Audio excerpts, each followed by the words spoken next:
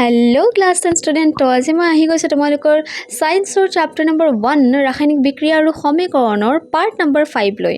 এই পাৰ্টটো আমাৰ লাষ্ট পাৰ্ট হ'ব বাকি 4টা পাৰ্ট আগতে দি দিছোঁ যোনে দেখা নাই প্ৰথমতে সেই 4টা পাৰ্ট কমপ্লিট কৰি আহা দেন এইটো পাৰ্ট দেখাওঁ ঠিক আছে এইটো লাষ্ট পাৰ্ট ইয়াৰ পিছত আমাৰ গোটেই চেপ্টাৰটো ফিনিশ হৈ যাব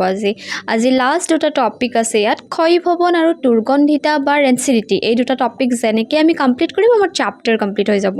আৰু এবাৰ চেপ্টাৰটো কমপ্লিট হোৱাৰ পিছত তোমালোকে গোটেইখিনি আকৌ ৰিভাইজ কৰি দিবা ঠিক আছে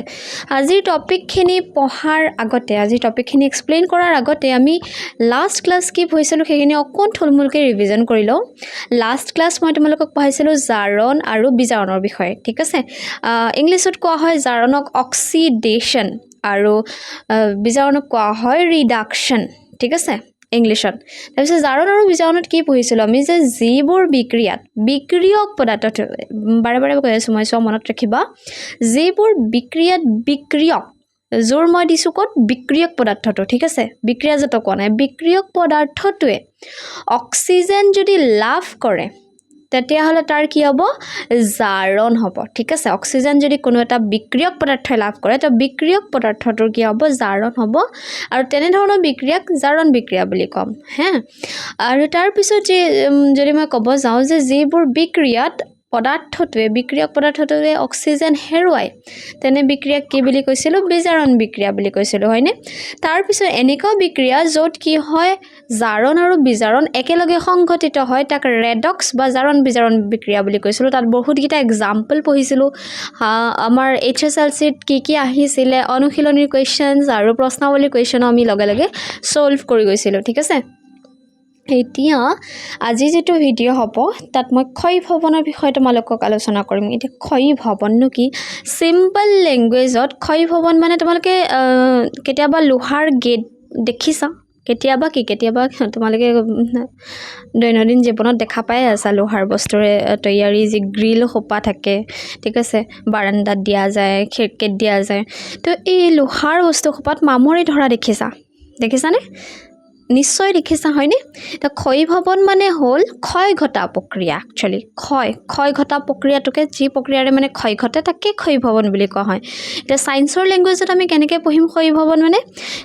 মানে যেতিয়া আমি ধাতু চিনি পোৱা নহয় যেনেকৈ লো এটা ধাতু হয়নে নহয় তোমাৰ সোণটো তুমি সোণ পিন্ধি থাকা যি সোণ এটা ধাতু ৰূপ ধাতু এইবিলাক যে ধাতু খোপা আছে যেতিয়া ধাতু এটা তাৰ যেতিয়া চৌপাশৰ পৰিৱেশ ঠিক আছে আমাৰ চৌপাশৰ পৰিৱেশৰ যে জলীয় বাষ্প এচিড আদিৰ দ্বাৰা যেতিয়া ধাতুটো আক্ৰান্ত হ'ব তেতিয়া কি হয় সেই ধাতুটো ক্ষয় ঘটিব ধৰে যেনেকৈ বহুত দিন ধৰি লোহাৰ গেট এখন থৈ দিয়াৰ পিছত তাত মামৰি কিয় ধৰে কাৰণ এই আমাৰ চৌপাশৰ যি জলীয় বাষ্প এচিড আদিৰ দ্বাৰা সেই লোহটো কি হয় আক্ৰান্ত হয় যাৰ ফলস্বৰূপে তাৰ ক্ষয় ঘটিব ধৰে আৰু ক্ষয় ঘটাৰ কাৰণে তাত মামৰে ধৰা ষ্টাৰ্ট হয় ঠিক আছে তো ধাতু এটা যেতিয়া আমাৰ চৌপাশৰ পৰিৱেশৰ বিভিন্ন ধৰণৰ পদাৰ্থ যেনে জলীয় বাষ্প এচিড আদিৰ দ্বাৰা আক্ৰান্ত হয় তেতিয়া ইয়াৰ ক্ষয় ঘটিবলৈ ধৰে আৰু এই ক্ষয় ঘটা প্ৰক্ৰিয়াটোকে আমি কি বুলি ক'ম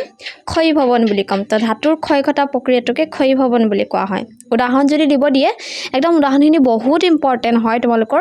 চিলভাৰৰ ওপৰত চিলভাৰ মানে তোমালোকৰ ৰূপ ঠিক আছে আৰু চিম্বলটো তাৰ এ কেপিটেল লেটাৰ এ আৰু স্মল লেটাৰ জি হ'ব চিলভাৰৰ ওপৰত পৰা কলা চামনি আৰু কপাৰৰ ওপৰত পৰা সেউজীয়া চামনি কেতিয়াবা চিলভাৰৰ যদি মানে ৰূপৰ যদি তোমালোকৰ চেইন পিন্ধি থকা দেখিছা কাবাক তো ৰূপৰ চেইনডালত কি হয় ক'লা নিচিনা পৰি যায় হোৱাইট কালাৰ যিটো মানে ৰূপৰ চেইনডাল থাকে তাত ক'লা নিচিনা পৰি যায় নেমুৰ ৰসেৰে কেতিয়াবা ধোৱা দেখা পাইছে চাগে কিয় হ'ল কাৰণ চিলভাৰৰ ওপৰত কলা চামনি পৰিছে যে সেইকাৰণে হ'ল আৰু কলা চামনিটো কি চিলভাৰ ক্ষয় হৈ আছে মানে ঠিক আছে আৰু কপাৰ যিটো থাকে কপাৰ এতিয়া উদাহৰণ কেনেকৈ দিম তোমালোকে এই ইলেক্ট্ৰিচিটি ৱায়াৰ সোপা যে দেখা পাইছা তাত কপাৰ বা তাম থাকে ঠিক আছে তামখিনিকে কপাৰ বুলি কোৱা হয় এই কপাৰৰ ওপৰত কি সেউজীয়া কালাৰৰ চামনি পৰা দেখিবা ঠিক আছে তো এইকেইটা উদাহৰণ হ'ল ক্ষয় ভৱনৰ বহুত ইম্পৰ্টেণ্ট হয় এই দুটা উদাহৰণ তোমালোকে মনত ৰাখিবা 1 নম্বৰ চিলভাৰৰ ওপৰত পৰা কলা চামনি যে চিলভাৰ এজি এ কেপিটেল লেটাৰ আৰু যে স্মল লেটাৰ তাৰ ওপৰত কি পৰে কলা চামনি আৰু কপাৰ মানে হ'ল চি কেপিটেল লেটাৰ আৰু ইউ স্মল লেটাৰ ঠিক আছে কপাৰ এটা মৌল মানে এটা ধাতু আৰু কপাৰৰ ওপৰত পৰা সেউজীয়া চামনি চিলভাৰৰ কলা কপাৰৰ ওপৰত পৰা সেউজীয়া চামনি ক্ষয় ভৱনৰ উদাহৰণ এইটো তোমালোকৰ HSLC 2023 ক্ষয় ভৱনৰ পৰা কুৱেশ্যন সুধিছিলে এতিয়া HSLC 2018ত কি সুধিছে চোৱা ক্ষয় ভৱনৰ পৰা কি লুৰ বস্তুত ৰঙৰ প্ৰলেপ দিওঁ কিয় হয়নে লুৰ বস্তুত আমি ৰং কিয় মাৰো কাৰণ ক্ষয় ভৱন ৰোধ কৰিবলৈ যাতে ধাতুটো এই এচিড যে বাহিৰৰ যি চৌপাশৰ জলীয় বাষ্প এচিড আদিৰ দ্বাৰা যাতে ধাতুটো আক্ৰান্ত নহয় তাৰ পৰা ৰোধ কৰিবলৈ আমি কি কৰোঁ ধাতুটোৰ ওপৰত কি কৰোঁ লুৰ বস্তুৰ ওপৰত বা ধাতুৰ ওপৰত কি কৰোঁ ৰঙৰ প্ৰলেপ দিওঁ তাক যাতে ক্ষয় ভৱনৰ পৰা ৰোধ কৰিব পৰা যায় ঠিক আছে তো সিম্পলি তোমালোকে লিখিলে হ'ল যে ক্ষয় ভৱনৰ পৰা ৰোধ কৰিবলৈ লুৰ বস্তুৰ ওপৰত ৰঙৰ প্ৰলেপ দিয়া হয় 2018 চনত এই কুৱেশ্যনটো সুধিছিলে ওকে তো ক্ষয় ভৱন ক্লিয়াৰ হ'ল যদি তোমালোকক মই দেখুৱাই দিওঁ তোমালোকৰ বুকৰ যি অনুশীলনী কুৱেশ্যন আছে সেইখিনিও হৈ গ'ল সো অনুশীলনী তোমালোকক এইটো দিছিলে 18 নম্বৰ কুৱেশ্যনটো চেক কৰা লুৰ বস্তুত ৰঙৰ প্ৰলেপ দিওঁ কিয় 1 মাৰ্ক মান আহে গতিকে এইটো লিখিলেই হৈ গ'ল ক্ষয় ভৱন ৰোধ কৰিবলৈ ঠিক আছে যদি 2-3 মাৰ্ক আহে তে তোমালোকে প্ৰথমতে ক্ষয় ভৱন কি হয় হেতু লিখিলে তাৰ পিছত এটো লিখিলে হ'ল যে এটো ক্ষয় ভৱন ৰোধ কৰিবলৈ লুৰ বস্তুত আমি ৰঙৰ প্ৰলেপ দিওঁ ঠিক আছে কুৱেশ্যন অনুযায়ী মানে মাৰ্কস অনুযায়ী আনসাৰ দিব কুৱেশ্যনৰ তাৰ পিছত চোৱা মই এইমাত্ৰ যে ক্ষয় ভৱনৰ বিষয় লিখালো এটো এটা উদাহৰণৰ সৈতে তলৰ পদসমূহ ব্যাখ্যা কৰা হয়নে তো ক্ষয় ভৱন কাক বলে লিখাই লৈ মই ক্ষয় ভৱনৰ দুটা উদাহৰণ দি দিছো ইয়াতো এটা উদাহৰণ দিব দিছিলে তো এটো আমাৰ কমপ্লিট হৈ গ'ল আৰু আগতে যে জাৰণ বিজাৰণ যে শিকালো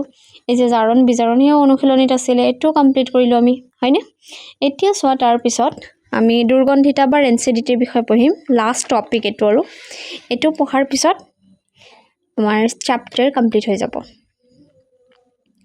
সো দুৰ্গন্ধিতা বা ৰেনচিডিটি যেটো টপিক আছিলে তাৰ পৰা 2018 চনত কি কুৱেশ্যন সুধিছে যে তেল আৰু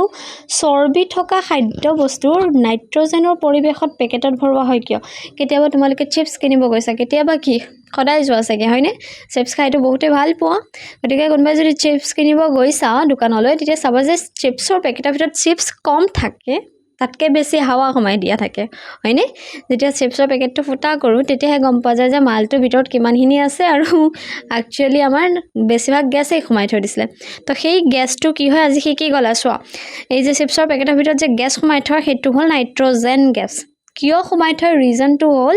এই যে চিপছৰ পেকেটত যে চিপছ খোপা থাকে হেতু তেল জাতীয় বস্তু তেল থাকে তাত হয়নি চৰ্বি নিচিনা তেল জাতীয় বস্তু তো এই তেল জাতীয় বস্তু যদি অক্সিজেনৰ সংস্পৰ্শত আহে কিবা এটা বস্তুত অক্সিজেন লাগিলে কি হয় বুলি কৈছিলো জাৰণ হৈ যায় হয়নে জাৰণ মানে মই তোমালোকক এক্সাম্পল দি আছো তোমালোকে খাদ্য বস্তু বনালা ঠিক আছে তোমাৰ মায়ে কেতিয়াবা বনাই যদি ৰাখিছে